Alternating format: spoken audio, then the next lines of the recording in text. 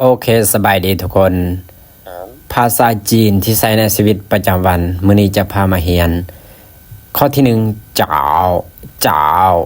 สบายดีตอนเช้าหนีหาวหนีหาวสบายดี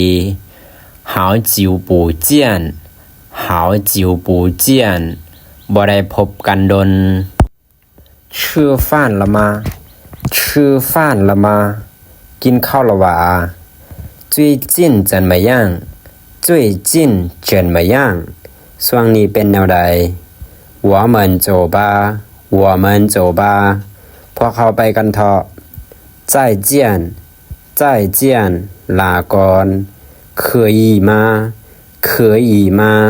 ได้บ่为什么为什么เป็นหยังย้อนหยัง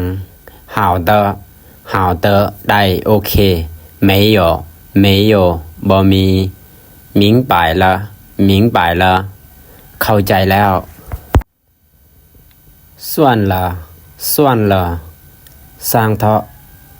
什么都可以什么都可以อันใดก็ได้随便你随便你แล้วแต่เจ้า你呢你呢เจ้าเด你觉得呢你觉得呢เจ้าคิดแนวใด不会吧不会吧บ่แม่นเป็นไปบ่ได้不可能不可能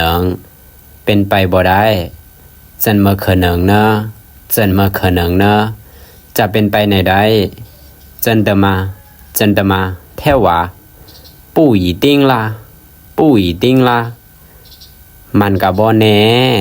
打扰了打扰了รบกวนเจ้าแล้วประมาณนี้小心点儿小心点儿ระวังแน่多少钱多少钱ราคาเท่าใด谢谢谢谢ขอบใจ不客气不客气บ่ต้องเกรงใจ不用谢不用谢บ่ต้องขอบใจ对不起对不起ขอโทษ不好意思不好意思ขอโทษแบบบ่เกรงใจ没关系没关系บ่เป็นหยัง没问题没问题บ่มีปัญหา加油加油สู้ๆ我很饿我很饿ค่อยหิวหลาย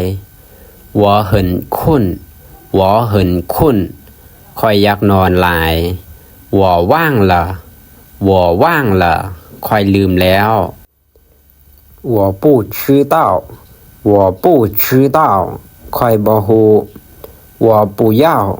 我不要ค่อยบ่เอา我也是我也是ค่อยก็คือกัน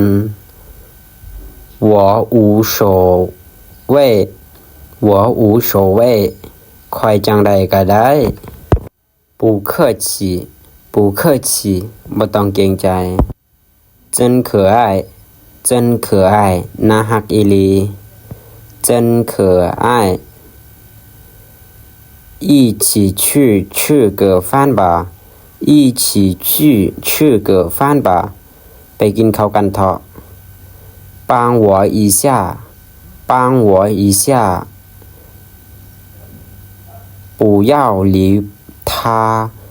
不要理他บ่ต้องสนใจเรา